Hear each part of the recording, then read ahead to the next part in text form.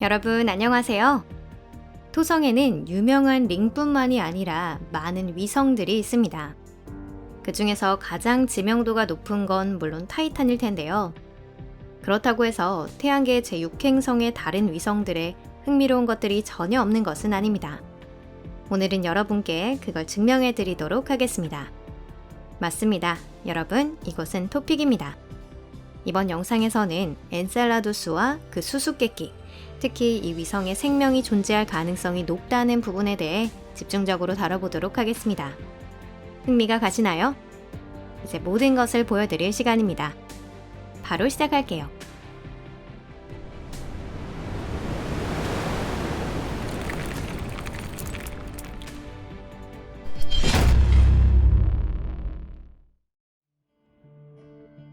거대 행성의 그림자로. 토성이 링뿐만 아니라 위성도 가지고 있다는 건 이미 오래전에 알려진 일입니다. 토성의 위성 중 가장 먼저 발견된 건 가장 크고 유명한 타이탄인데요.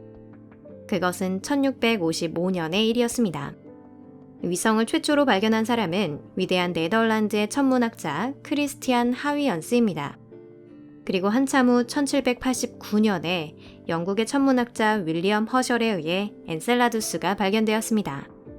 이후 연구를 통해 엔셀라두스의 주요 특징을 알게 되었는데요. 토성의 기존 위성 중 엔셀라두스는 6번째로 크고 토성에 가까운 쪽에서 셌을 때 14번째인 위성입니다. 지구 시간으로 하루 반 남짓을 걸려 링의 중심을 한 바퀴 돕니다. 엔셀라두스가 구형에 가까운 형상이 되기 위한 물질은 간신히 모인 수준에 불과합니다. 때문에 이 위성은 완전한 구형이라고는 할 수 없기 때문에 반경을 나타낼 때는 평균치가 사용되고 있습니다. 엔셀라두스의 평균 반경은 252km밖에 되지 않습니다. 표면적은 약 80만 평방킬로미터이고요. 이는 튀르키예 국토 또는 일본 국토의 2배 이상에 해당합니다. 참고로 타이탄의 표면적은 8천만 평방킬로미터 이상입니다. 이는 유라시아와 아프리카를 합친 면적에 조금 못 미치는 정도입니다. 또한 달의 표면적은 약 3,800만 평방킬로미터로 남북 아메리카의 총 면적에 약간 못 미칩니다. 엔셀라두스는 비교적 소형 위성이기도 하고 표면에 물로 된 얼음이 존재할 가능성이 높다는 것 외에 지난 200년 동안 새로운 정보가 거의 나오지 않았습니다. 다만 물로 된 얼음의 존재는 이 위성에 국한된 것이 아닙니다. 예를 들어 목성의 위성 유로파는 표면이 전체적으로 물의 얼음으로 덮여 있는데요. 이쪽의 유로파가 훨씬 크고 지구에 가깝기 때문에 망원경으로 조사하기 쉽습니다. 수수께끼의 막이 조금 열리다. 엔셀라두스를 처음 촬영하는 데 성공한 건 유명한 보이저 1호입니다. 1980년 11월 12일 보이저 1호는 엔셀라두스에서 22만 킬로미터 거리 지점을 통과했습니다. 화질이 그리 좋지는 않았지만 과학자들은 거기서 흥미로운 것을 발견하게 되는데요. 예를 들어 엔셀라두스의 표면은 상당히 새로웠고 큰 크레이터는 거의 없는 것으로 나타났습니다. 일반적으로 이건 화산 활동의 존재를 의미하는 것입니다. 용암이 오래된 지표에 쏟아지면서 새로운 지형을 만들어내는 것이죠. 그런데 이렇게 작은 천체에 대체 어떤 화산 활동이 있다는 걸까요? 이러한 천체의 내부는 금방 차가워지는 것이 일반적입니다. 이 수수께끼에는 해명이 필요했습니다. 또한 엔셀라두스는 토성의 링 중 이고리에 위치한다는 사실도 발견했습니다. 이후 이고리는 분화 때 이 위성 표면에서 방출된 입자로 이루어졌다는 것이 밝혀졌습니다. 앞서가는 건 여기까지만 할게요. 그리고 9개월 후 보이저 2호는 엔셀라두스의 8만 7천 킬로미터 거리까지 접근해서 쌍둥이 형제기보다 훨씬 가까운 곳까지 오는데 성공합니다. 그리고 엔셀라두스의 표면 일부를 처음으로 매핑하는 데 성공했습니다.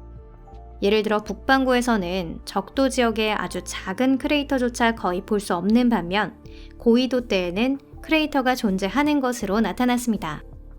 지표에서는 구불구불한 긴 도랑과 산맥 같은 지형도 발견됐습니다. 2대의 보이저가 가져온 데이터는 매우 흥미로운 데다 예상 밖이었는데요. 달인 거대 행성의 위성 2호에 화산 활동이 존재한다는 건 이미 알려져 있었지만 엔셀라두스는 이오와는 전혀 달랐습니다. 우선 엔셀라두스는 이오보다 훨씬 작기 때문에 내부는 죽어 있어야 하고요. 게다가 엔셀라두스가 훨씬 저온입니다. 그 얼마 후 보이저 2호가 화산 활동이 활발한 또 다른 위성 트리톤에 도달했을 때 과학자들은 얼음 화산으로 불리는 현상의 존재를 확인하게 됩니다. 엔셀라두스의 활동에 수수께끼가 불린 것입니다. 얼음 화산은 태양계 중에서도 멀리 떨어진 천체에서 볼 수 있는 현상입니다.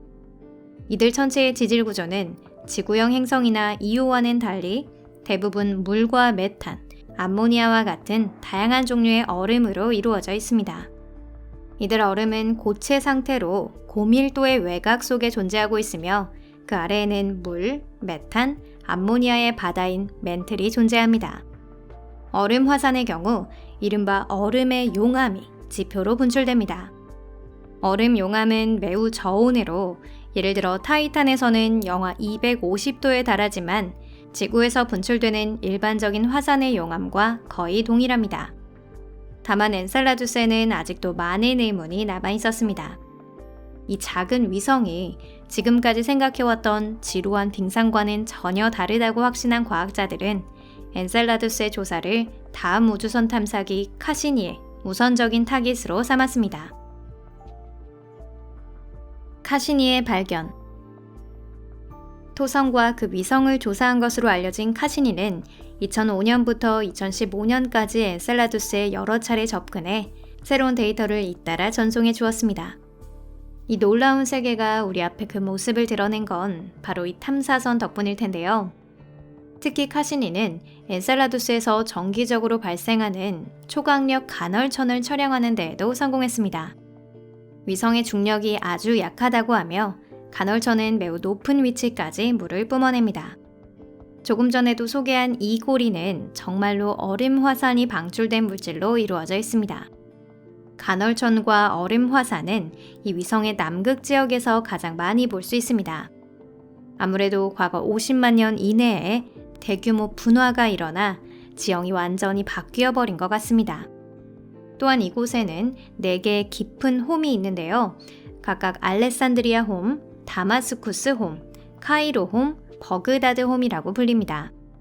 이 홈들은 위성 외곽에 심한 균열이 생기면서 형성된 것으로 보입니다. 카시니에서 얻은 데이터 덕분에 과학자들은 엔셀라두스의 내부에 새로운 수리 모델을 구축할 수 있었습니다. 특히 남극 바로 아래에는 북미 슈피리어 호수에 버금가는 수량을 가진 호수가 존재하는 것으로 나타났습니다. 이 호수는 외곽에서 30km에서 40km 거리에 있으며 깊이는 10km에 달합니다. 이 호수는 사실 더 크고 이 위성의 지표 전체 아래에 전면적 해양으로 펼쳐져 있어 깊이의 차이가 있을 뿐이라고 생각하는 과학자들도 있습니다. 최근의 연구에 따르면 여기에는 적어도 원시적인 단세포 생물 형태로 생명이 존재하고 있을 가능성이 높다고 합니다. 오늘 영상은 여기까지입니다. 여러분 끝까지 시청해주셔서 감사합니다. 영상이 마음에 드셨다면 좋겠습니다.